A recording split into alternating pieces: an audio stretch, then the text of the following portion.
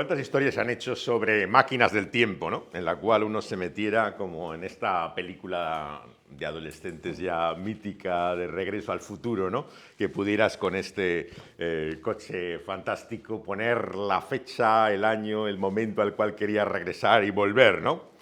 Cada uno pensaría a qué tiempo le gustaría llegar, pero evidentemente, como en estas historias nos muestran, no sería la solución de todos nuestros problemas. Generalmente los errores que cometemos los volveríamos a cometer y la cosa no sería muy diferente de como imaginamos, que pensamos, si pudiéramos volver atrás, ¿no? Sujetos al tiempo, pensar en la eternidad, en lo que es el origen del universo en el cual la Biblia, el buen libro, nos lleva, es algo que se escapa a nuestra mente y comprensión, ¿no? ¿Qué sería no vivir en la limitación evidente que tenemos, ¿no? Muchos vamos ganando años aquí, ¿no? Y vemos que ya lo que nos preocupa es el futuro, pero porque realmente parece que lo mejor lo hemos dejado atrás y lo peor lo tenemos por delante, ¿no? Y realmente, a medida que uno va ganando en edad, lo que parece es que va perdiendo en vez de ganando, ¿no? O sea, tiende a idealizar más el pasado, ¿no? El cuerpo que tenías, todo lo que era tu vida antes, y lo que parece que confrontas puede parecer una pesadilla si piensas en otros sís, ¿no? El sí de lo malo que puede ocurrir a partir de entonces, ¿no? Cuando nos acercamos al misterio, por lo tanto, que encierra ese nombre con el que comienza el buen libro, la Biblia, ¿no? El nombre de Dios, no podemos siquiera imaginar, ¿no?, que es alguien no sujeto al tiempo, una realidad personal que no está limitada ni al espacio como nosotros en este sitio, sino que fuera del tiempo y del espacio ha estado siempre. Y la primera palabra de la Biblia es su nombre. En el principio, Dios, ¿no? Dios creó los cielos y la tierra. Ese Dios que se nos presenta en la Biblia no tiene justificación, no tiene explicación, no hay un argumento de su existencia, un razonamiento por el cual debamos creer que está ahí. Él es el que está ahí. Al contrario, todo lo demás es lo que tiene necesidad de explicación, de justificación y de saber de dónde viene. Pero Dios no tiene principio ni final, ¿no? Y por lo tanto, el cuadro que nos presenta los primeros dos capítulos del Génesis, ¿no?, si os fijáis, es un cuadro que, como muchos han dicho, es incomprensible sin la realidad de Dios. Lo que está diciendo todo el tiempo es Dios, Dios, Dios, Dios, Dios, hasta 30 y tantos veces podíais contar en los primeros capítulos. Por lo tanto, hablar de la naturaleza, de la creación, del ser humano, sin la realidad de ese Dios, a la luz de estos capítulos, es incomprensible. Y lo que nos interesa, por lo tanto, a la luz de la Biblia, es el quién y no el cómo. Si os fijáis, este es el planteamiento del libro de Génesis, ¿no? O sea, hay como una docena de capítulos sobre la vida de un solo individuo, Abraham, y cómo su familia se desarrolla, ¿no? Sin embargo, sobre todo el universo, de dónde viene la naturaleza, apenas en un capítulo encontramos este texto. El énfasis, por lo tanto, está en el quién, ¿no?, y no en el cómo. Y es por eso que tenemos tantas preguntas sin respuestas que adelanto ya que no voy a resolver. O sea, a la luz de la palabra de Dios seguiremos teniendo esas preguntas sobre el cómo. Pero lo que le parece importante al autor de la vida es que descubramos quién es Él, ¿no? Y por lo tanto, a la luz de la Biblia, tenemos que acercarnos a este relato de los orígenes del principio desde el punto de partida de quién es Él, ¿no? Y nos dice que en el principio estaba ese Dios y que Él había creado los cielos y la tierra. Ese crear significa de la nada, como se suele decir en la expresión en latín, ex nihilo. De lo que no había, Dios hace todo. Nos está diciendo, por lo tanto, que en la vida Dios es todo. Sin Él no hay nada. Y por lo tanto, entender no solamente nuestro lugar en el mundo, sino nuestra propia existencia sin Él, es la mayor necedad y estupidez que podemos cometer, porque no somos nada y Él es todo. Y ese Dios es un Dios que se describe en términos también de su actividad. Esto es algo muy característico de la Biblia, ¿no? Dios se da a conocer por sus hechos. La explicación de quién es Él está muchas veces con sus actos, ¿no? Y esa palabra es a su vez el medio, el agente, la manera en la cual se producen esos hechos y actos, ¿no? Entonces la palabra y sus obras están tan intrínsecamente unidas que podríamos decir que en toda la Biblia es imposible separar muchas veces lo que Dios dice, ¿no?, de lo que Dios hace. Y nos dice que cuando la tierra estaba desordenada y vacía y las tinieblas estaban sobre la faz del abismo, el Espíritu se movía sobre la faz de las aguas. Y dijo Dios, sea la luz, ¿no? Y fue la luz, ¿no? Vivimos en un tiempo en el cristianismo en el que algunos se caracterizan por su hambre, su sed del Espíritu, ¿no? Y otros por su necesidad de conocer y de profundizar en su palabra. Pero no podemos separar ninguna de las dos cosas, ¿no? La palabra y el Espíritu están unidas desde las primeras palabras de la Biblia. Dios habla y Dios actúa por medio de su Espíritu. Por lo tanto, es una completa necedad, ¿no?, tener que escoger, ¿no? Yo lo que busco es su palabra, yo lo que busco es su Espíritu. Es que la palabra y el Espíritu actúan conjuntamente en toda la Biblia, ¿no? Y una y otra vez cuando Dios habla, algo ocurre, ¿no? Algo pasa por su Espíritu, ¿no?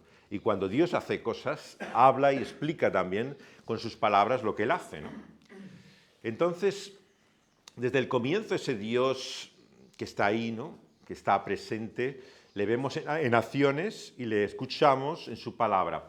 Porque al fin y al cabo la pregunta más significativa no es si Dios está ahí, sino si Dios está callado. Porque si Dios está callado, realmente ¿qué podemos saber de ese Dios? Es un nombre, es una palabra. ¿Qué encierra el nombre de Dios, ¿no? Por eso cuando tanta gente te dice, bueno, yo creo en Dios o no creo, bueno, ¿y qué te dice? Te está hablando de un hombre, de una palabra, de un término que denomina Dios, pero no sabes qué cierra para él esa palabra. Y a lo mejor el Dios en el que no cree, pues tú tampoco crees, ¿no? Y el Dios en el que cree no tiene nada que ver con el Dios que tú conoces, ¿no? Entonces Dios se revela, y esto es lo significativo, claro, de la Biblia, ¿no? El encontrar que es el conocimiento posible de ese Dios por su palabra. Si Dios estuviera ahí presente y estuviera callado, ¿qué podríamos saber de él? Nada, ¿no? Sería simplemente ese eterno misterio, ¿no? Pero Dios se da a conocer por medio de su palabra y actuando por medio de su Espíritu. Y lo hace en lo que podríamos llamar un vacío, el versículo 2, ¿no? Muchos han intentado, claro, ubicarlo esto científicamente, ¿no? ¿Dónde está?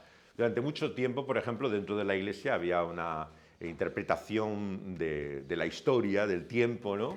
Popularizada por una versión de la Biblia, la primera que hubo con notas en el mundo evangélico, la de Scofield, ¿no?, fundador de la misión centroamericana, que tuvo mucha influencia en el mundo de habla hispana, ¿no? Y él ponía aquí un gran hueco, ¿no?, un espacio en el cual ocurriría todo, en ese versículo 2, ¿no? Y ahí encajaba, claro, mucho de lo que la ciencia estaba también desarrollando, ¿no?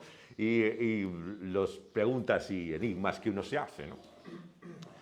Pero claro, es siempre leer mucho dentro de lo que el texto dice, ¿no? Lo que vemos es que nada había, ¿no?, y que Dios es por su Espíritu que produce esa vida, ¿no? Y lo primero que vemos es la luz, ¿no? La tradición judía, que llamamos a veces cabalística, por estas obra por escrito, ¿no?, que desarrollaron en el medievo, ¿no?, muy explicando mucho en el este de Europa, en la tradición judía, lo que le sugería el texto bíblico, ¿no?, y rabinos, maestros mostraban, ¿no? Hablaba mucho de la luz, ¿no?, y de Dios como la luz, hasta el punto de que cuando escuchas un punto de vista cabalístico, parece que Dios ya no existiera de noche, ¿no?, porque es tan físicamente la luz, ¿no?, que realmente parece que no se puede separar la realidad de la luz material de lo que es la realidad divina, ¿no? Y especulaba mucho, ¿no?, en esa tradición esotérica, ¿no?, del judaísmo, qué significaba, ¿no?, el hecho de la identificación de la luz con Dios, ¿no? Pero el gran error, claro, de toda esta tradición ocultista es que Dios no es la luz, ¿no? Dios crea la luz, que es muy distinto, ¿no? El hecho de que se identifique a Dios con la luz y con el efecto de la luz no quiere decir que Él mismo sea la luz, ¿no? Y la prueba la encontramos desde el versículo 3, ¿no? Cuando con su palabra Él crea la luz, ¿no? Esa luz se produce como algo independiente de Él.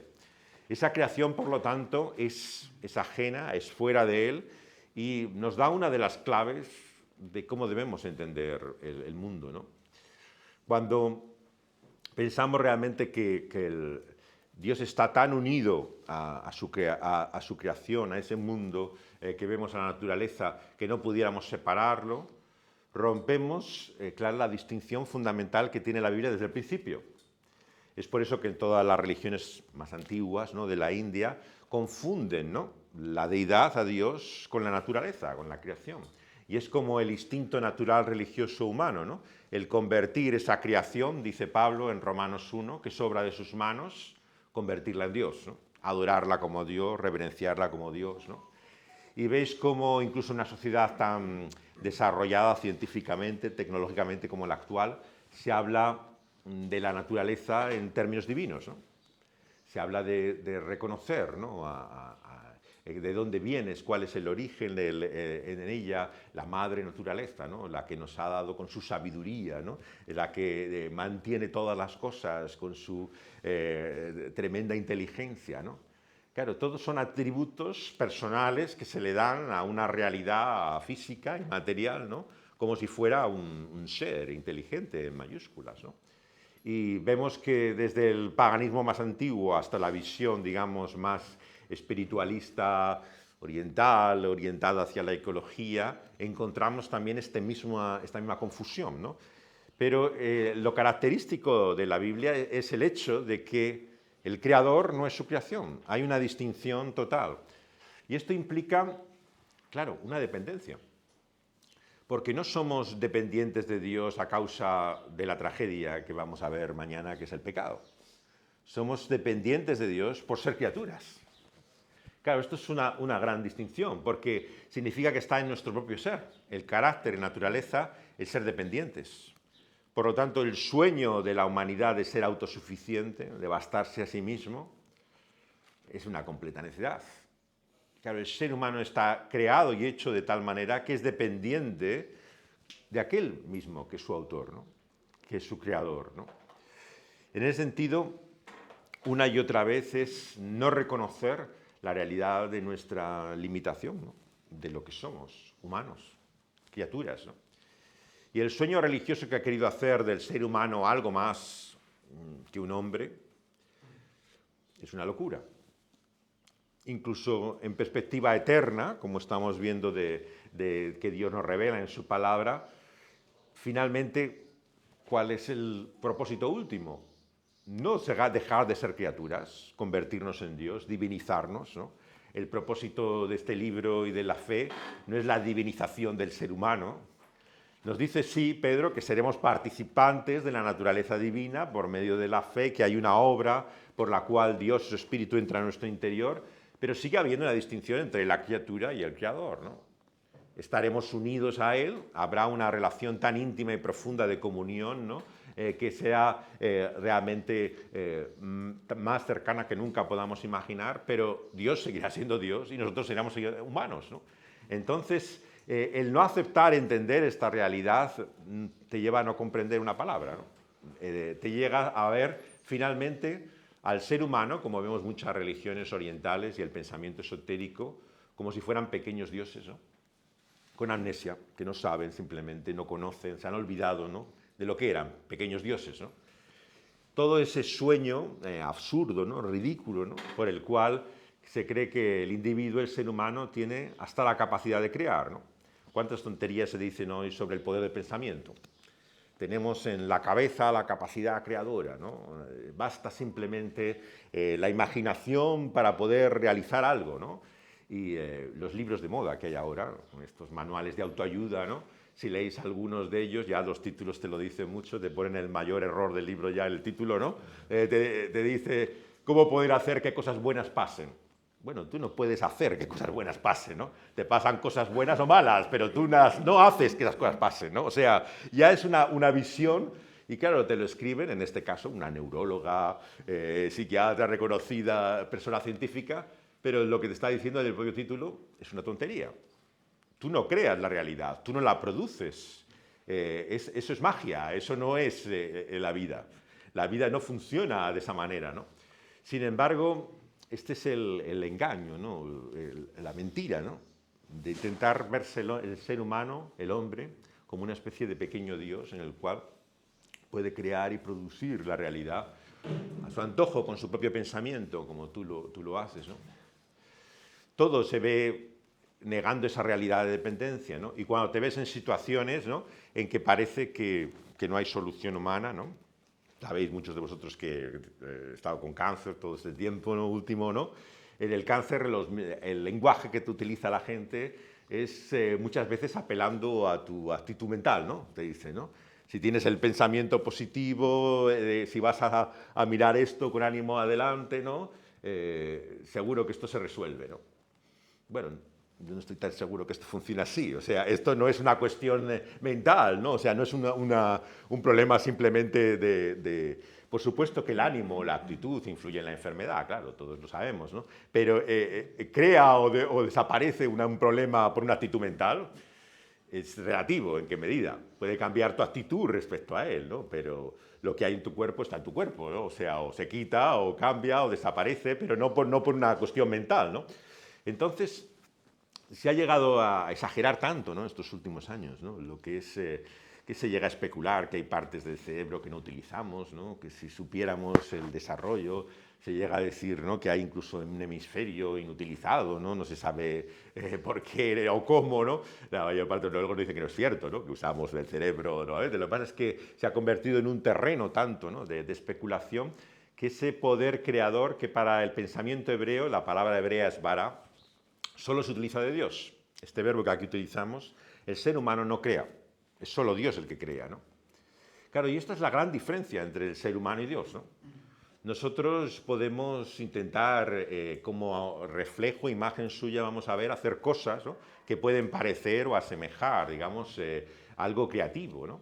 Pero por mucha imaginación que tengamos, ¿no?, mucha capacidad de invención, no somos capaces de hacer algo de la nada, como nos dice aquí que Dios hizo. Y Dios hizo todo. Llamó Dios a la luz día, a las tinieblas llamó noche, y fue la tarde y la mañana un día. Pero fijaos en el versículo 4, que cuando Dios ve esa creación, ve lo que hace, Él declara que esa creación, que esa luz era buena desde el principio. Y va repitiendo así en cada acto de la creación su evaluación de ello, ¿no? Esto es muy importante porque no solamente para el mundo en el cual la Biblia se da a conocer, ¿no?, sino todavía hoy, no solamente muchos creían que había más de un Dios, que había en ese politeísmo una infinidad de explicaciones de la vida y la divinidad, sino que muchos creían que lo material, que lo físico, era intrínsecamente malo. Y esta idea vemos que se introduce también dentro del cristianismo, ¿no? ¿Cuántos de lo que hablan es de espiritualidad, ¿no?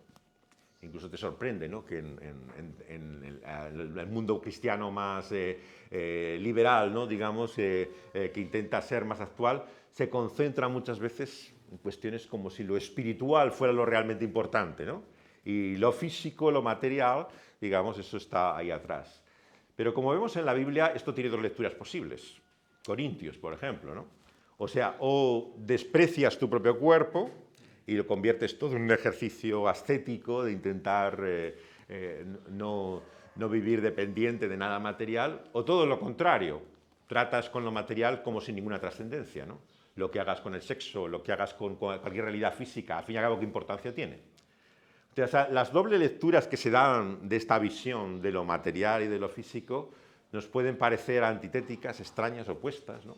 Pero parten de una misma base, el considerar que la creación en sí, lo material, lo físico, carece de importancia, ¿no?, de trascendencia, y que en el fondo es una necesidad física como cualquier otra, ¿no?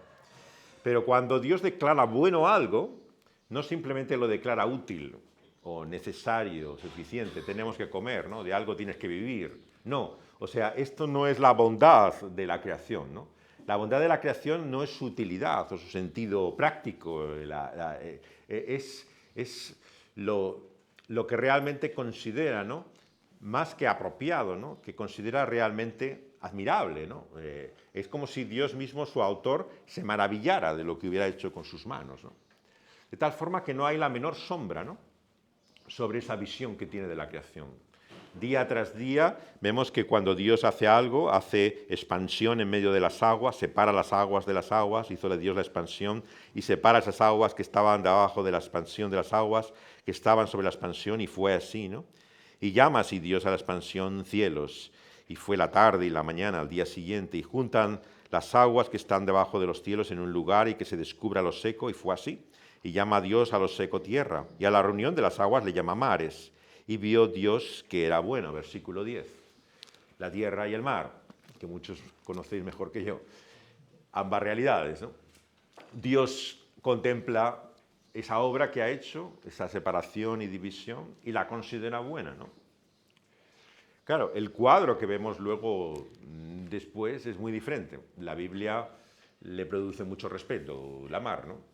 El agua es un objeto de miedo para el pueblo judío, ¿no? Y constantemente se ve como una amenaza. Bueno, los que lo conocéis por experiencia sabéis mejor que yo hasta qué punto te impone y es una realidad, ¿no? Pero en su origen, como está hecho por Dios, en esa separación perfecta, no había ningún mal. Estaba bien el hecho de que esas aguas cubrieran, como cubren gran parte de este planeta, ¿no? Estaba de acuerdo a ese propósito divino, tenía un sentido ese agua. Y como la ciencia nos demuestra ahora, ¿qué sería de nosotros, ¿no?, si el agua empezara a desaparecer, ¿no? Realmente tendríamos un serio problema, ¿no? Y Dios lo ve como bueno y produce la tierra, la hierba verde, que da semilla, árbol de fruto según el género, semilla en él sobre la tierra, y produce que la tierra, hierba verde, y esa hierba que da semilla según naturaleza y árbol que da fruto, y esa semilla según su género, y ve en el versículo 12 también que era buena, esa creación vegetal, ¿no? Y es la tarde y la mañana del día tercero, ¿no? Muchos se preguntan, claro, al llegar a este punto, ¿de qué días estamos hablando, ¿no? Estamos hablando de días como nosotros tenemos, ¿no? Y es uno de los conocidos debates, ¿no?, desde la evolución de la ciencia moderna, intentando ver cómo se ha producido eso.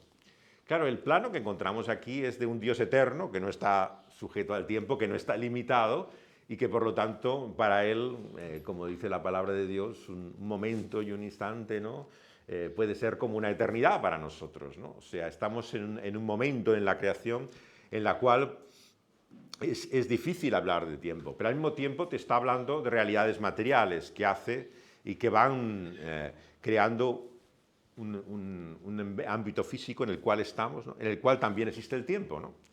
Entonces, claro, el problema que tenemos para estas preguntas es que no tenemos respuestas. Por un lado, lo único que puedes decir, ¿no?, como dicen muchos comentaristas bíblicos, es que esta visión son probablemente periodos de tiempo en vez de simplemente un día como conocemos de 24 horas. ¿Por qué? Porque al final de la relato de la creación dice la Biblia, como veremos, que en ese día, ¿no?, hizo la creación. O sea, el mismo término que utiliza para cada uno de los días de la creación, lo utiliza para la totalidad de ellos.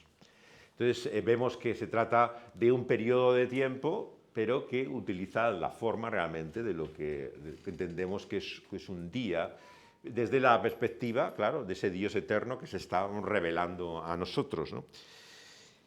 Dios hace lumbreras en la expansión de los cielos, por lo tanto la separación que nosotros vemos del tiempo, del día, es creada en medio de la creación, con lo cual la medida del tiempo que nosotros tenemos no corresponde, como vemos, al orden de la creación. Primero hay la luz, pero vemos que sin embargo las lumbreras, los astros, ¿no?, que se convierten en el culto de oración, están hechos en ese día. Medio de la creación, para separar el día de la noche, ¿no?, y sirven para señales de las estaciones, días y años, lumbreras en la expansión de los cielos para alumbrar sobre la tierra. Y fue así. E hizo Dios dos grandes lumbreras, la mayor para señalar el día y la lumbrera menor para la noche. E hizo las estrellas, y puso Dios en la expansión de los cielos para alumbrar sobre la tierra y para señorear en el día y la noche y separar la luz de las tinieblas. Es curioso que mucha gente que hoy en día se considera perfectamente racional, ¿no? Y que totalmente escéptica, ¿no? Luego te preguntan el signo astrológico, ¿no? O sea, y se calcula que más o menos el 80% tiene curiosidad cada vez que se habla de astrología, sea por escrito en un periódico o en un programa de televisión, en escuchar lo que dicen. Solo un 20% más o menos dice creer realmente que eso tenga influencia, pero la mayor parte de la gente tiene como una natural curiosidad a una idea totalmente precientífica, ¿no? Que es que el momento en que nacemos en el movimiento de los astros, ¿no? Recibamos un signo, cuando según el movimiento de equinoccio, ¿no? de los fenómenos astrales, hoy en día viviríamos bajo otro signo distinto, porque ha cambiado totalmente el movimiento astral. Sin embargo, se sigue teniendo esta idea precientífica, ¿no? Que de alguna forma, por el momento en que tú naces, has nacido bajo una influencia que va a determinar tu vida, ¿no? Y esto te lo dice gente que se supone que es racional, ¿no? Que tiene una visión incluso que presume de ser científica, ¿no? Pero estas son las contradicciones, ¿no? Que vemos cuando se convierte la creación en Dios, ¿no? Cuando miras las criaturas, ¿no? En este caso los astros, ¿no? y las divinizas. Es muy importante que también que luego el personaje que va a ocupar los 12 capítulos siguientes después de donde llegamos en estos estudios, que es Abraham, viene de una tierra, Ur de los Caldeos, donde la arqueología nos dice que era los astros el centro de su culto, ¿no? O sea, todos esos figurats, como veremos en Babel, ¿no? Están hechos relacionados con la luna, ¿no? Y con los astros, y como todos los nombres mismos de Abraham y de su familia toman nombres también relacionados con ese mismo culto, ¿no? Los astros se han convertido, por lo tanto, en un objeto de adoración o de devoción y que se ven como seres personales, ojo, no simplemente como realidades físicas que influyen en nuestra vida, ¿no? Sino verdaderamente como si fuera un Dios, ¿no? Del cual todo depende. Dios, sin embargo, los hizo como creación suya y vio que era bueno. Y estamos en la tarde y la mañana del día cuarto, en el versículo 19. Cuando produce las aguas seres vivientes, aves que vuelen sobre la tierra en la abierta expansión de los cielos, y crea Dios esos grandes monstruos marinos y todo ser viviente que se mueve, que las aguas produjeron según su género, toda ave alada según su especie. Y vio Dios también que era bueno. El mundo animal es fascinante, ¿no? Pero como vamos a ver, realmente es creación, son criaturas como nosotros somos, ¿no? Pero vamos a ver que criaturas diferentes, distintas. Esto no es la creación del ser humano. El ser humano no es un animal evolucionado. En ese sentido, por mucho que nos gusten los documentales de gorilas, no aprenderás mucho sobre tu propio comportamiento, tu conducta. No te explica el comportamiento del chimpancé porque soy tan absurdo en mi forma de comportarme. Porque el animal es fundamentalmente un ser instintivo. Entonces tú le puedes atribuir inteligencia, le puedes reflejar en él los sentimientos que tú quieras, pero finalmente responde a instintos básicos, ¿no? Por lo tanto, no tiene una moralidad. Tu mascota no hace algo bueno o hace algo malo. Hace algo de acuerdo a su carácter instintivo. Tú no le puedes disciplinar o enseñar algo en un sentido, ¿no? O sea, le puedes marcar unas ciertas pautas, pero realmente no responde, ¿no? A un proceso de aprendizaje. Tiene su propio ámbito, ¿no? Y lo que vemos aquí es que toda la realidad, todo el mundo animal es creado por Dios como bueno, ¿no? En esa realidad que nos sigue sorprendiendo cada vez que la consideramos, ¿no? En ella están, los que venís del mundo de la mar siempre habéis pensado seguramente sobre estos grandes monstruos marinos, ¿no? Que la Biblia de alguna forma no llega a identificar, ¿no? El relato de la creación, si os fijáis, lo pone también como un término general, ¿no? No explica lo que hay, ¿no? Y es la imaginación, la fantasía la que ha ido viendo, digamos, criaturas que hoy no conocemos, ¿no? O qué carácter podían tener, ¿no? Esos grandes animales que se ven siempre como amenaza. Entonces, después de esa tarde y mañana del día quinto, en el 24, produce la tierra seres vivientes, según su género, bestias, serpientes, animales, según su especie. Y fue así. Crea los animales de la tierra, en el verso 25, según su género. Ganado, según su género. Todo animal que se arrastra, según su especie. Y vio Dios, finalmente, que era bueno. Dios ha hecho esta realidad material que llamamos naturaleza y física y la distingue, como vemos, de este que en segundo lugar aparece a partir del siguiente versículo, que es el ser humano, ¿no? El no ver la enorme diferencia y distinción, ¿no? Lleva a serios problemas, ¿no? Actualmente el partido animalista y la causa animalista ha ganado tanto atención, ¿no? En esta parte del mundo, por lo menos en Europa, que realmente están apuntando a la posibilidad de no solamente de legislaciones, ¿no? Que protegen al animal, ¿no? en su respeto, ¿no? Sino a considerar cada vez más, ¿no? Que la diferencia entre lo que se hace con un animal y lo que se hace con un ser humano es muy relativa, ¿no? Que realmente tanto valor tiene importancia, ¿no? Lo que es el modo de comportarse con el animal que con el ser humano, ¿no? ¿Cómo llegamos a esto, no? Pues llegamos básicamente de una falta de visión de lo que llamaríamos la dignidad del ser humano. O sea, si finalmente el ser humano es un animal evolucionado, ¿no? Realmente, ¿qué es lo excepcional o lo extraordinario, ¿no? Del ser humano, ¿no? Claro, cuando hablamos de los hombres, entendido en su generalidad, ¿no? Varón y hembra, hombre y mujer, ¿no? Es como esas preguntas obvias que uno se puede hacer, pero que luego nunca puede explicar o responder. ¿Qué es el ser humano, no? Claro, la filosofía, el pensamiento, una y otra vez intenta explicar qué es lo característico, ¿no? Lo particular del ser humano, ¿no?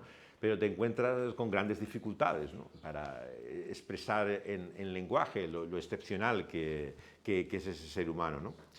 Es el único animal, claro, que cuando ves como las hormigas en fila, ¿no?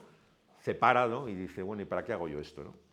En vez de un comportamiento instintivo meramente, se plantea, ¿no? Se pregunta el por qué, la finalidad. Una de las características, por lo tanto, esenciales de nuestra humanidad es esa capacidad que tenemos de cuestionarse todo, o sea, de cuestionarse incluso el valor de nuestra propia vida humana. Aunque dicen que hay animales que se suicidan o que ballenas se van a varar hasta morir, realmente es una reacción instintiva. No es que existencialmente lleguen a preguntarse la ballena, bueno, ¿qué hago yo aquí en este océano? Me voy a matar, ¿no? O sea, esto lo hace solamente el ser humano. Es esa capacidad autodestructiva que tiene de llegar a cuestionarse el propio propósito y finalidad de su vida, ¿no?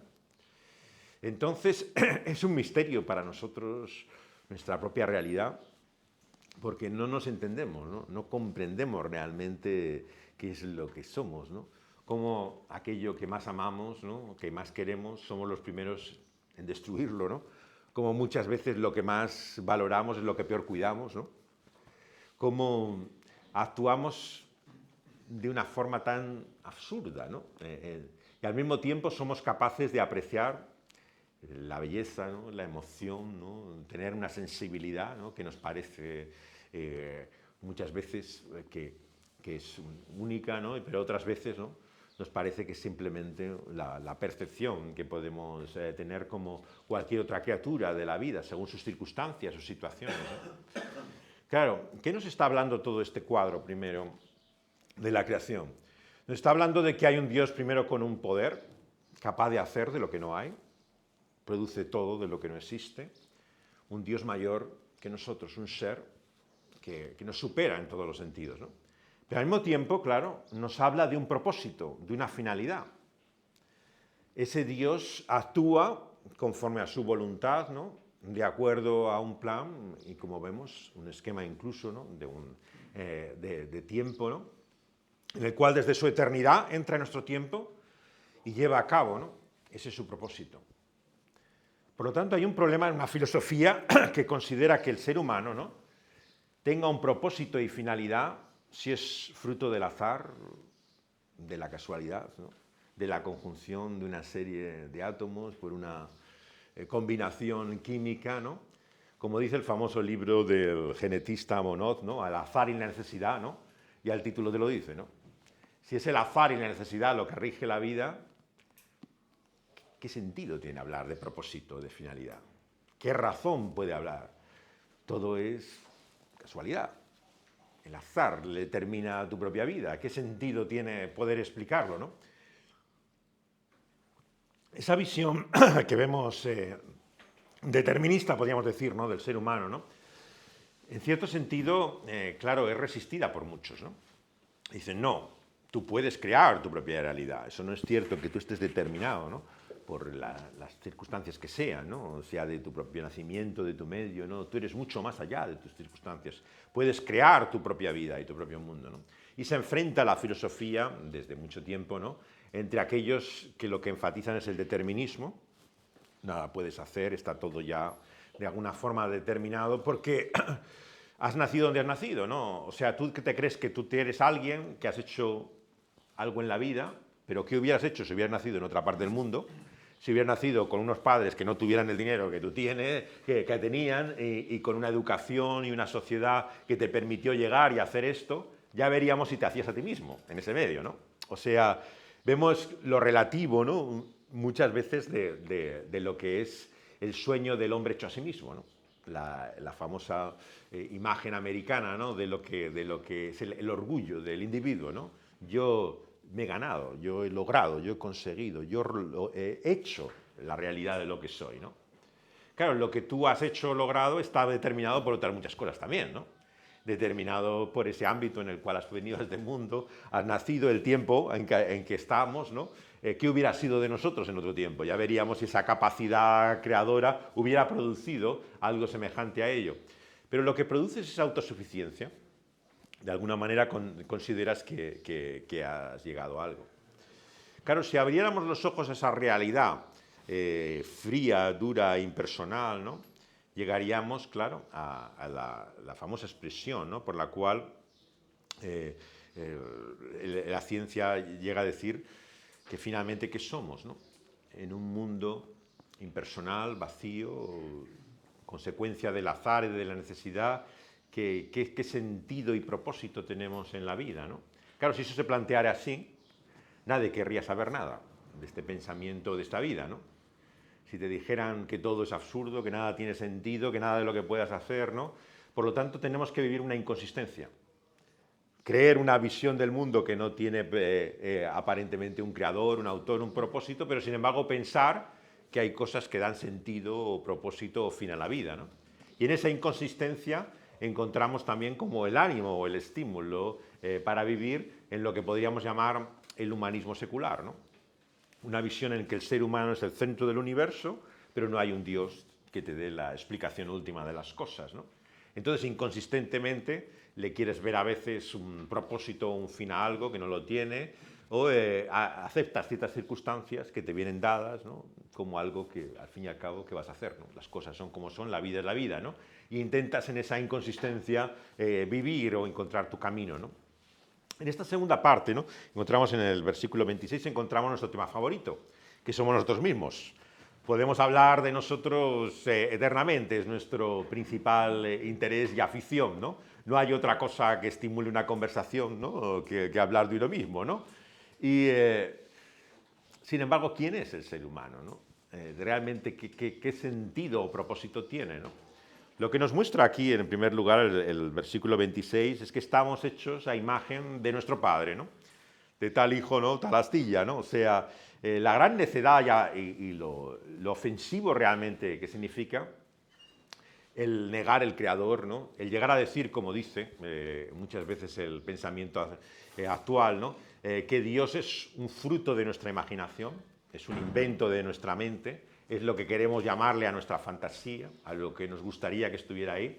Sería igual de ofensivo que si tú le dijeras a tu padre, mira, padre, tú eres lo que yo he querido que tú eras. O sea, tú para mí eres el resultado de mí mismo. Eres el padre de, pero eres la explicación, es el hijo, el que te da todo el sentido. ¿Tú qué sería de tu vida si fueras tú, ¿no? Bueno, imaginaos lo que pensarías tú si es tu hijo el que te dice eso, ¿no?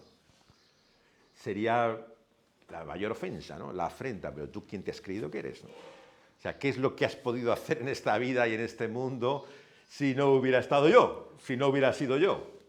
Claro, esto es lo que hacemos con Dios, ¿no? Y es por eso que resulta no una transgresión de una ley impersonal, como que hayamos incumplido un principio de una ley del universo por la cual rige su armonía. Es una ofensa personal. Claro, es decirle a tu padre, al creador, al autor, mira, tú no eres nada. tú eres lo que yo he querido que fueras, pero tú no existes.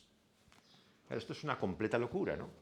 Porque cuando nos hacemos mayores, como muchos de nosotros lo estamos haciendo, ¿no? Te das cuenta cuánto tienes de tu padre, ¿no? Y la gente te dice, bueno, si es que es igualito, ¿no? Que él hacía. Y aquello que te molestaba, que despreciabas de tu padre, ¿no? Que te incomodaba, te lo odiabas, ¿no? Es todos los defectos que heredas, ¿no? Virtudes tendrás pocas de ellos, ¿no? Pero generalmente reconoces que todas las malas costumbres, todos los hábitos que te resultaban molestos, empiezas a verlos reflejados en ti cuando toda tu vida se está huyendo de ese lado paterno que querías de alguna forma evitar, ¿no? Parece que tenemos sus defectos y casi ninguna de sus virtudes, ¿no? ¿Por qué? Porque, claro, inevitablemente hay una relación entre padres e hijos de la cual no puedes escapar. Tú no puedes crear una vida y un carácter y un mundo como si no hubiera habido un padre, como si no vinieras de quien vienes, ¿no? Como si no hubiera ningún vínculo en él, ¿no? Bueno, el mundo del cuerpo, de la salud, del estado físico, ¿no? ¿Qué es lo primero que te dice alguien cuando, como yo he tenido cáncer todo este tiempo, ¿no? Bueno, ¿y qué cuadro familiar tiene usted, ¿no? ¿Qué enfermos han estado? Es la primera pregunta que te hace el médico, ¿no? Antes de preguntarte cualquier cosa, te dice, bueno, ¿cuál es su historia familiar de esta enfermedad? Y dice, bueno, pero yo soy yo, ¿no? O sea, ¿qué tiene que ver mi familia en esto? Pero claro, no puedes huir, escapar, ¿no? Decir, yo quiero configurarme genéticamente a mi manera, ¿no? Tú no estás configurada genéticamente a tu manera, recibes, es la herencia que tú tienes, ¿no? Tienes una entidad, ¿no? Entonces el ser hecho a imagen y semejanza de Dios constituye, ¿no? Bíblicamente la base de esa dignidad, ¿no? Imagen y semejanza parece una dualidad, pero no lo es. Muchas veces la Biblia, cuando utiliza dos expresiones, está utilizando un lenguaje que a veces en poesía se le llama quiástico. Es como dos formas, un paralelismo de expresar algo que a veces utilizan términos antitéticos, de contraste, de comparación, pero generalmente muchas veces son dos formas de decir las mismas cosas, ¿no? Entonces a veces la gente se calienta la cabeza, bueno, ¿cuál es la imagen, cuál es la semejanza? Son palabras, expresiones que quieren indicar un reflejo, ¿no? Un reflejo que hay, una relación. Lo tremendo claro de esta descripción es que no se dice en qué consiste, ¿no? Esa imagen y semejanza, ¿no? Y entonces, claro, esto ha llevado a la teología a entretenerse durante siglos, ¿no? En escribir libros interminables sobre lo que llamamos la imago Dei, ¿no? En qué consiste la imagen de Dios, ¿no? Y unos te dicen, bueno, esto es el carácter moral, otros te dicen que es la razón, el carácter intelectual, ¿no?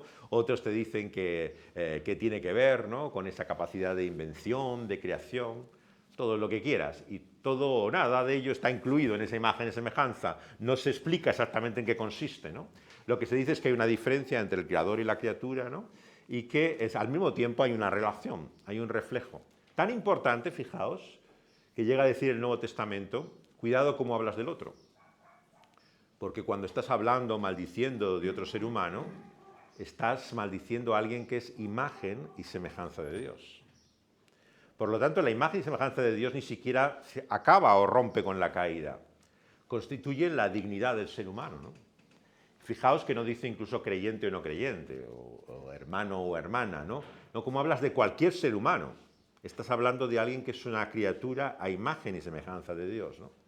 Hasta ese punto, ¿no? Incluso la enseñanza neotestamentaria, ¿no? Te muestra la importancia de la imagen de Dios, ¿no? Constituye la dignidad de un individuo por la cual no podemos en modo alguno, ¿no? Socavar, ¿no? Realmente maltratar a ningún ser humano, ¿no? Si hay alguna base para los llamados derechos humanos bíblicamente, es esta. No hay otra base bíblica para el derecho del ser humano que esa imagen y semejanza de Dios, la dignidad que le da al ser humano y que le hace tan maravilloso. Hay varios libros que me han dicho que os recomiende. Uno que me gusta especialmente es este, que ha sido cambiado el título varias veces. Cuando lo leí en inglés llevaba el título de con un rostro humano, como si fuera una máscara, una cabeza, que no le gustaba nada al autor. Al autor le he conocido estos últimos años porque voy a predicar a una iglesia en Cambridge, donde él asiste, ¿no? Y Ronald McCauley está casado con la hija de uno de los grandes pensadores evangélicos del siglo pasado, que ya murió, ¿no? Francis Schaeffer, ¿no? Y él escribió el libro bajo su influencia, y es una reflexión sobre la humanidad, ¿no? Sobre el ser humano, muy interesante, ¿no? El cuadro que hace. En cierto sentido, podríamos decir que este libro es como una antropología, como un estudio de lo que es la humanidad en todos sus aspectos, ¿no? Sobre la creación, hay una perspectiva ya más científica, ¿no? Por alguien orientado más a la astronomía. Está también este libro de David Wilkinson, que están en estas colecciones que tiene Andamio. El comentario, por cierto, de que no está aquí, el 1 al 11 de Génesis, es especialmente bueno. Es un libro muy bueno, el de Atkinson. Está dividido en esa serie de comentarios en 2 tomos, y el primero trata estos 11 capítulos, y es especialmente bueno el primero el de Atkinson. Y si alguna vez llegáis a encontrar un librito muy pequeñito, sacado en Argentina, de certeza, escrito por alguien ya hace mucho tiempo, llamado Kirchner, ese es una joya. Ese librito es la expresión más breve de comentario de Génesis, pero probablemente la más profunda, condensada, cada pensamiento. Es un libro muy recomendable. Lo que pasa es que yo creo que no se ha reeditado hace algún tiempo y debe ser difícil ya de conseguir. Pero si alguna vez lo veis, es un libro muy útil, ¿no? Entonces dice que Dios crea al hombre a su imagen y semejanza y señorea, por lo tanto, en los peces del mar, aves del cielo, bestias, toda la tierra, todo animal que se arrastra sobre la tierra. Ese señorío yo creo que es importante porque precisamente es de lo que se trata el conflicto ahora, ¿no? La hipótesis Gaia, venía leyendo en el viaje en el avión un suplemento de estos de cultura de La Vanguardia, del Diario de Barcelona, ¿no? Y tenía como portada el tema del resurgir de la hipótesis Gaia. Gaia era el nombre de una diosa en la antigüedad con la que se describía al cosmos, a la naturaleza, ¿no? Y entonces la hipótesis Gaia la crea un hombre, y venía la historia de él y cómo ha tenido tanta influencia, se llama Lovelock, que dice que si nosotros dejáramos este planeta, como en las películas de ciencia ficción, ¿no? Nos marcháramos porque esto ya se va a ir ya finalmente al garete del todo, ¿no? Y hay que huir de aquí cuanto antes, ¿no? Y nos fuéramos a otro planeta, ¿no? La Tierra se quedaría maravillosa. O sea, esto realmente, si la dejáramos en su estado natural, viviría en la armonía completa, y aquí lo único que sobra es el ser humano, ¿no? O sea, si el ser humano se fuera, esto estaría totalmente perfecto. Claro, esto es la lectura ecológica que se hace de todos los problemas. Cualquier trastorno, el ser humano y su intervención, ¿no? Todo lo que está ocurriendo, cómo estamos destruyendo el planeta, ¿no? O sea, esta visión de la naturaleza, del cosmos, ¿no? Ha afectado de tal manera, ¿no? Que realmente, o sea, por un lado hay una culpabilización total, ¿no? del ser humano, y por otro lado un desinterés total, ¿no? De la responsabilidad que el ser humano tenga en el planeta. Y conviven 2 visiones totalmente opuestas, ¿no? Una egoísta, que dice que siempre vas a buscar tu propio interés, ¿no? Hablando del famoso divulgador científico, filósofo ateo, ¿no? Dawkins, ¿no? Lo que él llama el gen egoísta, ¿no? Que no te puedes librar de él. Esto es una cosa genética, entonces nosotros somos así de egocéntricos y da igual el discursito que te den de la naturaleza, tú harás finalmente lo que te dé la gana, porque para eso estás hecho con ese gen egoísta, ¿no? Entonces hay una visión tremendamente escéptica, ¿no? De lo que puede ser la capacidad del ser humano de cambiar de actitud, ¿no? Pero por otro lado una idealización, ¿no? Del ser de la naturaleza como si pudiera existir sin él, ¿no? Y crea, versículo 27, ¿no? Finalmente Dios al hombre a su imagen lo crea, varón y hembra los crea, ¿no? Entonces, la realidad con la que Dios ha creado la naturaleza, el ser humano tiene un lugar especial, pero en esa realidad hay una relación básica, ¿no? El ser humano es creado en esa diversidad de varón y hembra, ¿no?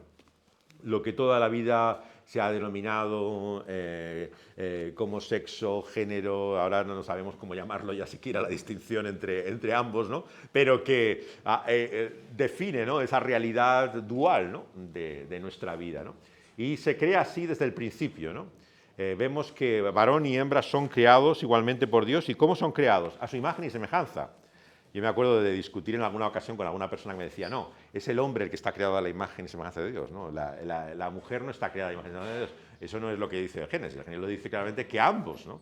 Varón y hembra son creados a la imagen y semejanza de Dios. O sea, no me construyas ninguna distinción del varón basada en la imagen y semejanza, porque la comparten ambos desde el principio. Aunque luego el orden sea el del varón y luego la hembra, pero la imagen y semejanza se da desde el principio en ambos, ¿no? En varón y mujer, ¿no? Y dice que los bendijo Dios, ¿no? Y les dijo, fructificad, multiplicaos, llenad la tierra, sojuzgarla, señorear en peces del mar, aves, en toda bestia. y les da toda planta que da semilla sobre la tierra, todo árbol en que hay fruto que da semilla, todo será para comer, toda bestia de la tierra, aves del cielo, todo lo que se arrastra sobre la tierra en que hay vida, toda planta verde les será para comer. Y vio Dios que todo lo que había hecho era bueno en gran manera, concluye, fue la tarde y la mañana, el día sexto, dice en el último verso de este capítulo 1. La realidad que ha creado, tanto animal como vegetal, es para el ser humano y para utilizar en su recurso, inteligencia, en su dominio, ¿no? Claro, si os fijáis entonces, todo elemento dietético que se ha querido construir no pertenece al orden de lo creado, ¿no? O sea, podemos preferir una dieta u otra dieta, ¿no? Pero realmente, como es creado el ser humano, ¿no? Puede disponer de esa su creación, ¿no? Está toda ella a su disposición, pero no para su explotación, claro. La lectura que muchos han hecho desde esta expresión que se ha dado a llamar el mandato cultural, ¿no? La orden de Dios de poder ejercer administración, es una mayordomía, una dependencia de Dios. Por lo tanto, aunque se intenta atribuir, ¿no? a esa responsabilidad el expolio de este planeta, ¿no? No es esta la idea. La idea es que tú tienes una responsabilidad, ¿no? con este mundo y lo debes utilizar también, usar con esa responsabilidad, ¿no? Nuevamente, como veis, el planteamiento es en tensión, en balance, ¿no? O sea, puedes tender hacia un lado, ¿no? Decir que no, que se convierta en sagrado, ¿no? Toda esta realidad y no la puedes tocar. Planteamiento de la India, ¿no? Sabéis, famoso, ¿no? De hasta animales que no puedes ni tocarles, ¿no? O puedes llegar a todo lo contrario, ¿no? Este uso por entretenimiento, ¿no? Por ocio, ¿no? Matas animales por diversión, ¿no? Entonces, ¿dónde está ese terreno intermedio, ¿no? Bueno, ahí está donde está nuestra responsabilidad. Y como toda responsabilidad, claro, implica la posibilidad de equivocarse, ¿no? De que hagamos un uso que no es correcto, ¿no? Pero siempre el cuestionamiento, ¿no? De plantearse si es la manera que debemos estar utilizando este mundo, sus recursos, ¿no? Por lo tanto, acaba este relato del hombre diciendo aquí la realidad de que, acabados los cielos, la tierra, el ejército de ellos, se acabó el séptimo día, la obra que hizo, descansa el mismo Dios el séptimo día. Y bendice Dios ese día y lo santifica, porque en él reposa de toda la obra que ha hecho en la creación. Claro, el descanso de Dios con el que concluye esta sección es sorprendente, ¿no? Porque, claro, Dios no es hombre para que se canse, ¿no? ¿Dónde está, digamos, el sentido de ese día, ¿no? Claro, los judíos de esto hicieron un gran tema, ¿no? El tema del sábado, del día de reposo, ¿no? Le encuentran su razón en la propia creación, ¿no? Aunque no es un mandamiento hasta el momento de la entrega de la ley de Dios, ¿no? A Moisés, que se le dan las tablas de la ley, y un mandamiento se relaciona con este día de reposo. Pero ya es como si ellos vieran el sábado como una realidad desde el principio, ¿no? Desde el orden de la creación que estuviera. Cuando leemos las dos versiones, la de Éxodo y Deuteronomio de los 10 mandamientos, hay una diferencia. Es el único mandamiento que tiene una redacción diferente en cuanto a su razón, a su causa, ¿no? Te dice que en uno es porque Dios descansó, ¿no? Y en otro te dice que es por causa del hombre, ¿no? Para que descanse también el que está bajo tu servicio y tú entres también y en todo lo tuyo entre en ese reposo que está dado. Complementarios, supongo. Tanto en Dios y en el hombre estaría la explicación de ese mandamiento, ¿no? Pero explícitamente, claro, estamos todavía en el orden de la creación. Lo que sí nos dice, claro, es algo del propio sentido del trabajo. La obra, actuación, la actividad que hemos visto no es el sentido último del hombre. Claro, toda esta visión que ha marcado el pensamiento contemporáneo, si os fijáis, los grandes sistemas ideológicos que ha habido hasta ahora, ¿no? La filosofía que busca toda su realización del ser humano por medio de su trabajo, por la libre economía, el crear el capital, el trabajo que produce la riqueza y lo que implica su inversión, como la visión socialista, comunista, marxista, ¿no?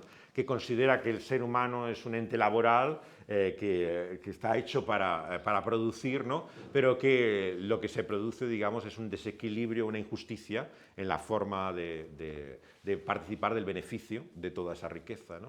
Y por lo tanto hay una desigualdad, ¿no? Que tenemos que lucharnos o esforzar porque si no desaparezca, por lo menos sea menor, ¿no? Esa desigualdad que hay a causa de la falta de justicia, de equidad en el gremio. ¿En qué tienen en común ambos sistemas, ¿no? Si os fijáis, es la visión del hombre como un ente productivo. El ser humano tiene su valor solamente por su trabajo. Da igual que sea en un contexto socialista, marxista, como que sea un concepto capitalista. Ninguno de ellos es una concepción bíblica. La concepción bíblica no es que el hombre está hecho para trabajar, simplemente. Es trabajar y descansar. Es el equilibrio que vemos en Dios mismo. Por lo tanto, si estamos hechos a imagen y semejanza de Dios, nunca puede ser el propósito del ser humano simplemente trabajar. El trabajo se convierte en un ídolo, por lo tanto, también, en un Dios, ¿no? En el cual encuentras tu identidad. Yo soy lo que he logrado con mi trabajo. ¿Tú a qué te dedicas? ¿Quién eres? ¿No? Yo tengo esta profesión, este trabajo. Determina tu identidad. Tu identidad eres lo que tú haces en este mundo, ¿no? Y la gente se siente orgullosa de que lo que ha hecho, lo ha hecho con el sudor de su frente. Lo ha hecho esforzándose. Yo lo que tengo, lo que soy, lo he logrado yo. Claro, se convierte todo en una cosa idolátrica, en un proyecto en el cual tú intentas encontrar tu propia identidad que te diferencia de los demás, ¿no? Yo me he esforzado, me he sacrificado, he conseguido esto, pero con mucha dificultad, ¿no? Y por eso es tu gran orgullo vital, ¿no? Cuánta gente mayor conocemos, ¿no? Cuando llega a cierta edad, que esa es su principal satisfacción, ¿no? El haber trabajado, ¿no? El que se ha esforzado, el haber logrado, ¿no? Claro, esta no es la visión bíblica como vemos. El trabajo tiene un propósito, Dios nos ha hecho para actuar y por lo tanto no es una maldición, como se ha pensado en el pensamiento católico, que sabéis que era tradicionalmente pensar que el trabajo era resultado de la caída, como veremos mañana. Esto no es el panorama bíblico. El panorama bíblico es que el ser humano actúa, ¿no?, sobre la creación desde la creación misma, no desde la caída, ¿no? Por lo tanto, el trabajo no es dado como una maldición, pero tampoco es Dios para servirle, ¿no? Entonces, última parte, llegamos así a que en esos orígenes del cielo y de la tierra se abre un segundo capítulo. Siempre en Génesis, cuando veis esta expresión, el llamado Toledot, estos son los orígenes, indica que estamos en un capítulo nuevo, ¿no? El libro de Génesis es un libro tremendamente bien estructurado. O sea, cuando pasas tiempo mirando cómo está redactado, te asombra, ¿no?, que haya habido siglos en que la gente pensaba que esto era una colección casual de textos antiguos que se habían mezclado y unido y que hay una parte de un documento, otra parte de otro, según el nombre de Dios que aparezca pertenece a una fuente o pertenece a otra, porque es un libro tan estructurado, tan claramente dirigido desde una autoría, ¿no?, que ves perfectamente cómo se desarrolla, ¿no? Y en ese segundo capítulo nos dice que fueron creados el día que el Señor hizo la tierra y los cielos, como os decía antes. El uso del término día, lo mismo se utiliza para una expresión de noche y día, un día natural para nosotros, como se utiliza para la totalidad de la creación. Entonces, lo más que podemos decir es que es un periodo de tiempo, pero no podemos ir más allá de lo que dice, porque el propio uso del término día, ¿no?, vemos que no corresponde totalmente a lo que nosotros conocemos como un día.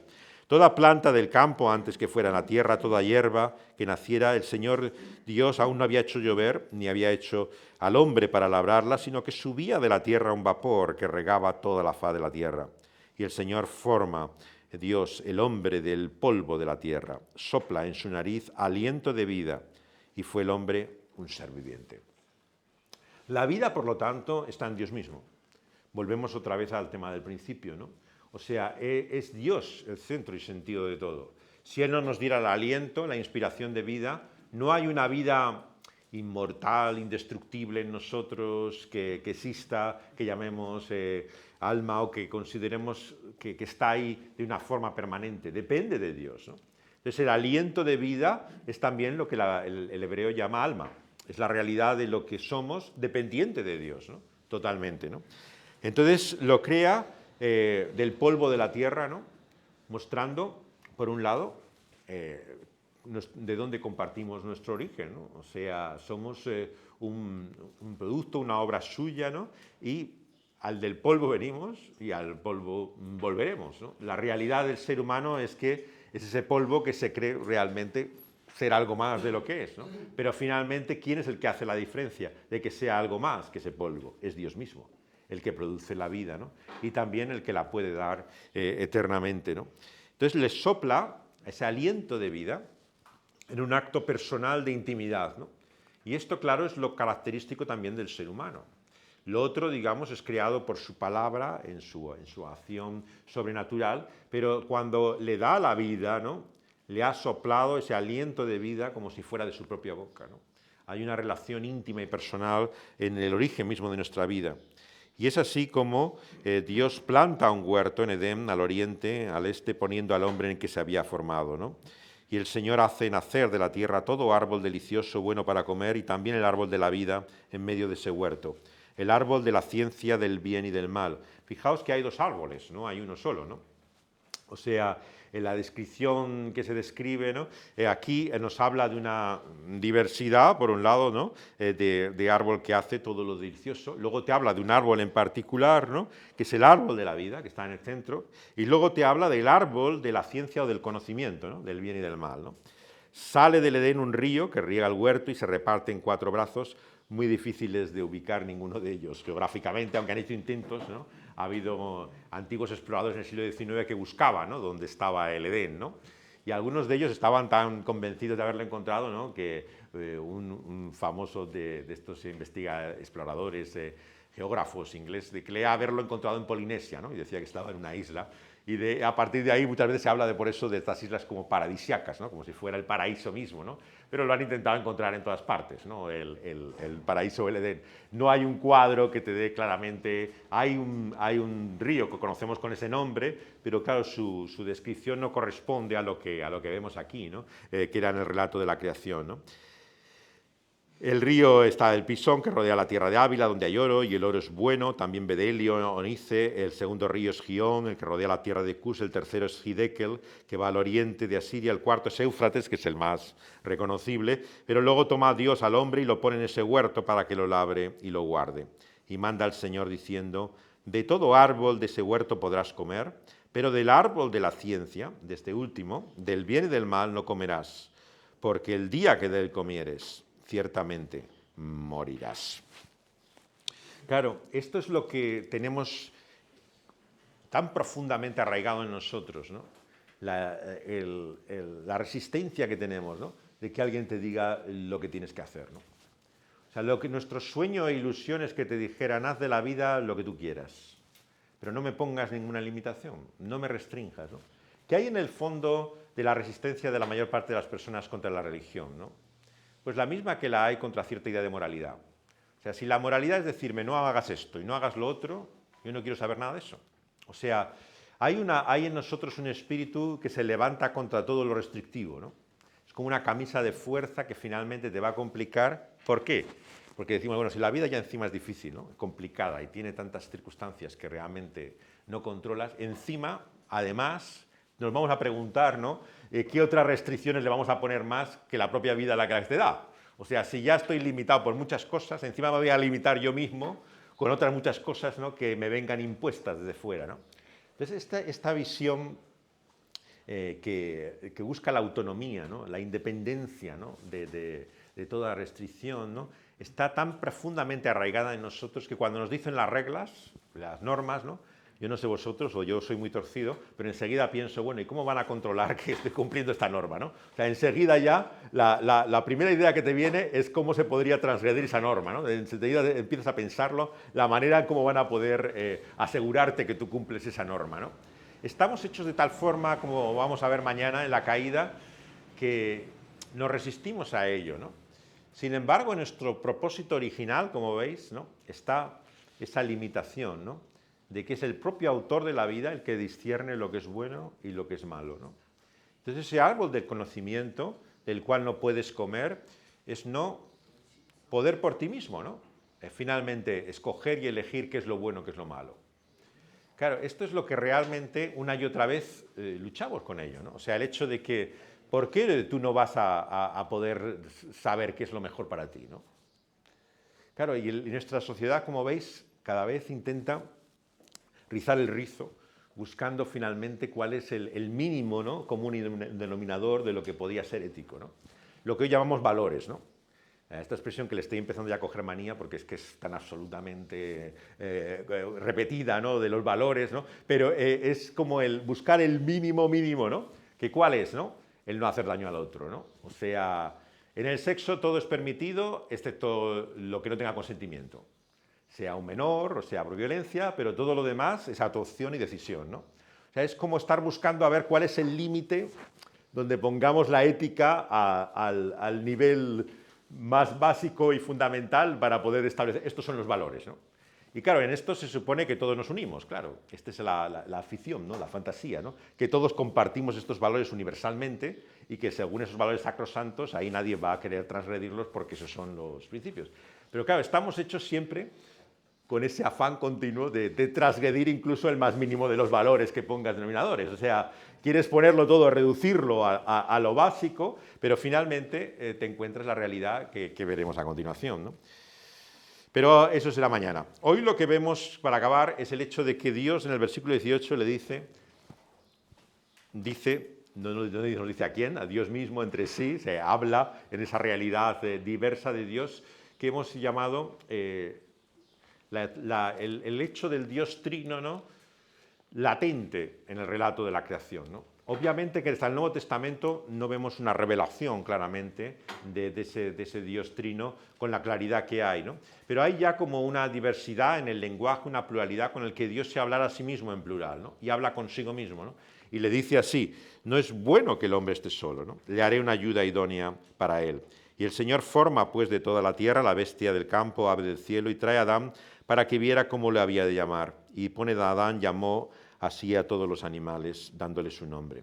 Esto aparte de una canción de Bob Dylan, que luego Joaquín Sabina parodió, realmente es un cuadro curioso, ¿no? de cómo el nombre, en cierta forma, le da como una identidad, ¿no? El ser humano le pone nombre a las criaturas, ¿no? Y es así como que adquieren un orden, una clasificación, ¿no? Nuevamente vemos como el espíritu científico, dice Dawkins, el ateo famoso, agresivo contra el cristianismo, dice, el mal de el origen de todos los males de la humanidad es la religión. Dice, pero sin embargo, paradójicamente, es la explicación y el origen de la ciencia. O sea, ese afán de clasificar y de ordenar que vemos en la Biblia, lo adquiere la religión monoteísta judio-cristiana. Claro, la ciencia no nace en Calcuta, no nace en un contexto distinto al que es de Occidente. ¿Por qué? Porque es desde esa concepción de separación del creador y la criatura, ¿no? De la creación como algo que puedes estudiar, analizar, que puedes investigar, poner nombres, clasificar, que surge la ciencia moderna. Claro, la ciencia moderna tiene que partir de la observación, y de la observación, la intervención en la realidad, ¿no? Intentar ordenar, clasificar, ver la lógica, los principios, las leyes, ¿no? Y esto Dios vemos que hace al ser humano con esa capacidad, ¿no? De poder incluso de toda la creación distinguir hasta con nombre a esos seres. Pero ninguno de ellos era realmente la ayuda que fuera necesaria para el ser humano, ¿no? O sea, tenemos animales de compañía y a algunos nos cuesta imaginar vivir sin ellos, pero todos tenemos que prescindir. Tienen vida corta, además, y por mucho que sea traumático, la vida sigue aunque tu mascota se muera, ¿no? Y el ser humano necesita algo más, ¿no? Que un animal sustitutivo a los hijos, ¿no? Como tienen a veces algunas parejas, ¿no? Que no tienen hijos y tienen los animales, ¿no? Y esa es su vida, ¿no? Pero hay una frustración por la cual el animal no llega finalmente a poder darte lo que otro ser humano puede darte. Y entonces es que el Señor, ¿no? Hace finalmente caer un sueño profundo sobre Adán, y mientras duerme toma una costilla y cierra la carne en su lugar, y de la costilla que el Señor Dios ha tomado del hombre hace la mujer y la trae al hombre. Y le dice a Adán, esa es ahora, dice el propio Adán, el hueso de mis huesos, la carne de mi carne, será llamada varona, porque del varón fue tomado. La estructura parece poética, que es como si fuera la primera composición de poesía que la Biblia incluye. Y el nombre, por lo tanto, de mujer, como bien se explica aquí, es simplemente la misma raíz del nombre del hombre. O sea, es varón, varona, o sea, es una variación simplemente del mismo nombre, la identidad del ser humano. Por lo tanto, si alguna vez escribes el libro, no pongas el error en el título, ¿no? Y decir que los hombres son de Marte y las mujeres de Venus, ¿no? O sea, el ser humano está hecho en la misma realidad. Entonces, aunque nos parezca ser de otro planeta, realmente compartimos esa misma realidad y creación, ¿no? Y así se ve en el propio nombre, ¿no? que designa, ¿no? Por el cual estás hablando de alguien que, aunque enfatizamos las diferencias, ¿no? Enfatizamos tantas veces lo distinto que somos, ¿no? Forma parte de nuestro propio ser, ¿no? de nuestra propia vida, ¿no? Y entonces encontramos la institución de esa unión que la Biblia llama y consideramos como el matrimonio. El término es cierto como tal, que no aparece en la Biblia.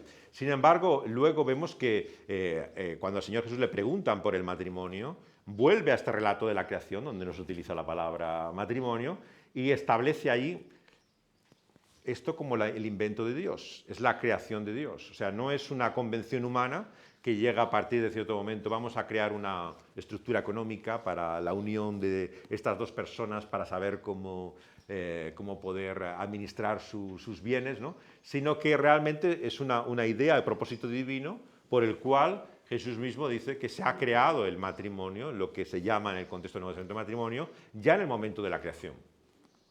Claro, esto hace que, como podamos ver, hay ciertos órdenes en la creación que están establecidos desde el principio, sea cual sea la raza, la lengua, la cultura, la nación, incluso el género o el sexo. O sea, hay ciertos órdenes que vienen determinados ya, digamos, en el orden desde el principio y que va más allá de la fe, de ser creyente o no creyente, ¿no? Y están establecidos así. En la teología católica esto es muy importante porque le llaman la teología natural. Es como el orden que no puede romper o vincular, ¿no? O vamos a ver, claro, todo entra en una crisis a continuación, ¿no? En el capítulo 3, pero el principio es que Dios ha unido así al hombre y a la mujer, ¿no? Como hablaremos otro día, y no voy a entrar en ello, aparte de que no tenemos tiempo porque vamos a tener ocasión de hacerlo, ¿no? Son ambos de diferente sexo, o sea, es hombre y mujer. No crea a alguien del mismo género, el mismo sexo, para poder llegar a esa unidad, sino que el propósito de Dios era claramente heterosexual, que esos dos sexos se complementaran y unen a ello. Y ambos estaban desnudos, ¿no? Deben dejar a su madre, a su padre y unirse y ser una sola carne, ¿no? Y vemos finalmente las últimas palabras es que no se avergonzaban, ¿no? Entonces, en ese cuadro ideal del Edén no estamos ninguno de nosotros, ¿no?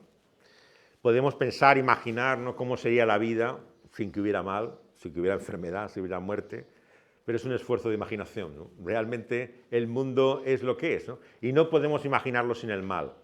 Está tan unido a nosotros que igual que no podemos imaginar la bondad pura, al mayor acto de magnanimidad, de benevolencia, está manchado, mezclado por esa realidad que vamos a ver mañana, que es el pecado, ¿no?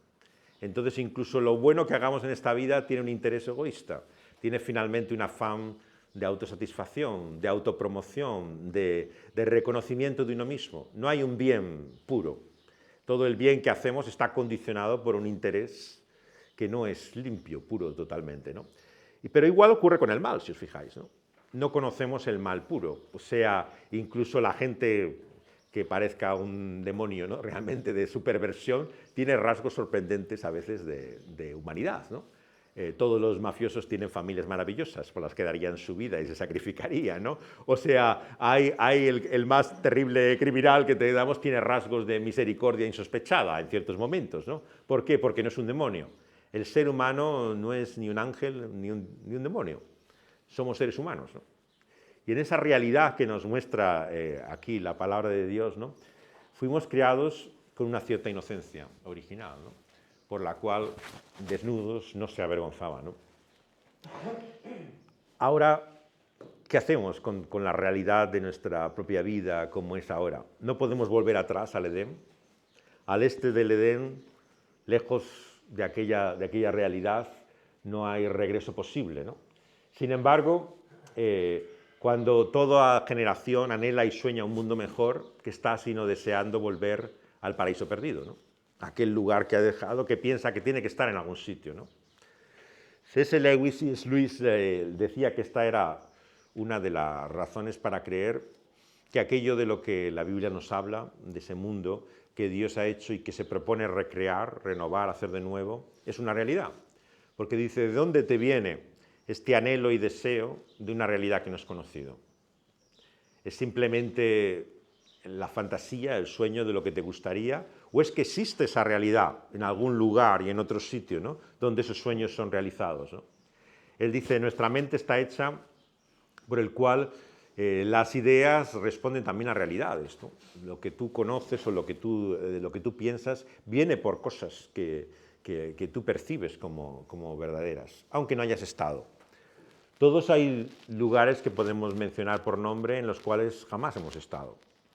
No dudamos que existan, están en algún sitio, pero no hemos tenido la oportunidad de poder llegar a ellos, ¿no?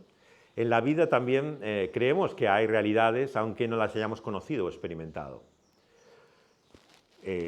Antes de estar casados, los que estemos todavía casados, podíamos tener una idea de lo que era el matrimonio, ¿no? Y de lo que era estar unido a otra persona. Pero desde luego que hasta que no la hemos vivido, hasta que uno no está realmente comprometido, no se da cuenta de lo que es.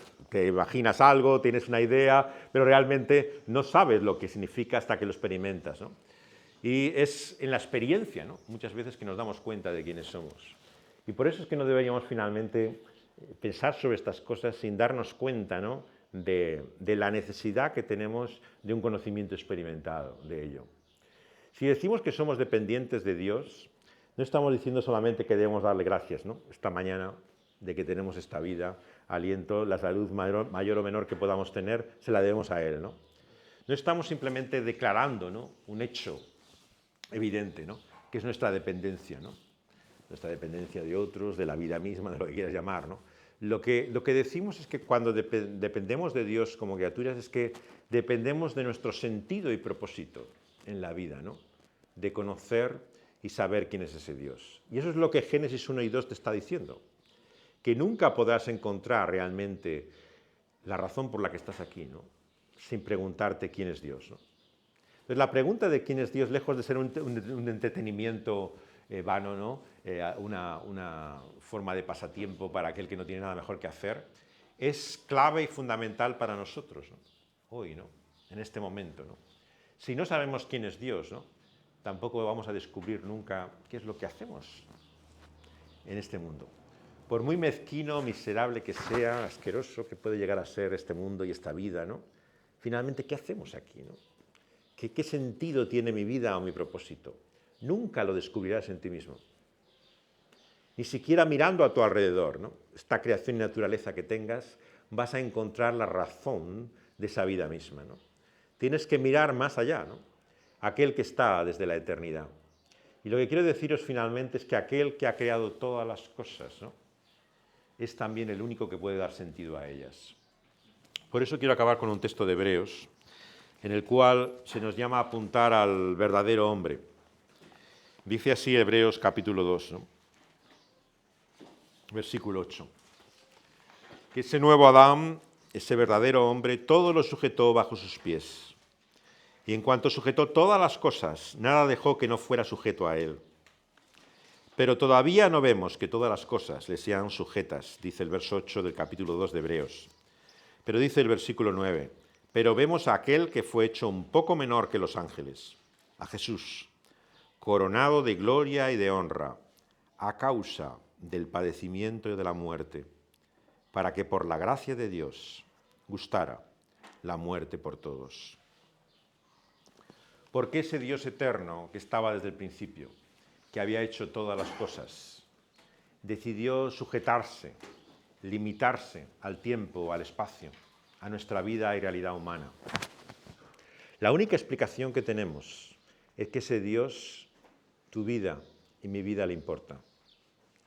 No hay otra razón por la cual poder entender que ese Dios, que no tenía ninguna limitación ni sujeción, quiso venir y ser uno de nosotros y sufrir la muerte misma, a la que todos nosotros estamos abocados.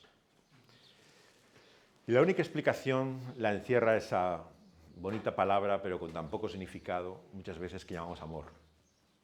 De tal manera, ¿no?, amó Dios a esa su creación, a ese su mundo, ¿no?, que quiso venir a este mundo y hacerse como si fuera una de sus criaturas. No como, sino realmente. Participar, hacerse verdaderamente un ser humano. Y lo hizo con un solo propósito, nos enseña la Biblia, que es rehacer todo aquello que ha sido roto, que es cumplir todo ese propósito que se ha perdido, ¿no?, que es sanar todo aquello que está herido, restaurar todo aquello que se ha estropeado, ¿no? Por lo tanto, cuando sientes tu vida rota, ¿no? Cuando ves que carece tu vida de propósito, ves tu existencia vacía, ves tu vida arruinada, ¿no? Una y otra vez de muchas maneras. La única solución es mirar fuera de ti. No a ti ni a este mundo, sino a ese verdadero hombre que es Cristo Jesús. En Él es posible la realización de todo lo que ahora nos falta. Esa vida íntegra que no tenemos. Esa humanidad, ¿no? Por la cual tantas veces nos comportamos incluso como si fuéramos animales, ¿no? Sin sensibilidad alguna. En Él está la plena sensibilidad en la realidad humana. Y ahora es cierto, dice Hebreos, que no vemos todo sujeto bajo sus pies. La vida no es como Cristo es, porque el ser humano y este mundo no está sujeto todavía a Él. Y en este mundo encontramos múltiples cosas que nos hacen dudar de que haya un Dios, ¿no? Que haya un orden, una providencia y un cuidado de este mundo. Pero nos dice Hebreos, aunque todavía no vemos, ¿no? Que todas las cosas le son sujetas, ¿no? Todo será sujeto bajo sus pies, ¿no? Entonces aquí es donde hace finalmente un llamado a la fe, sin el cual no deberíamos acabar esta meditación, ¿no? El ver más allá de las cosas, de la realidad que ahora tenemos y conocemos, ¿no?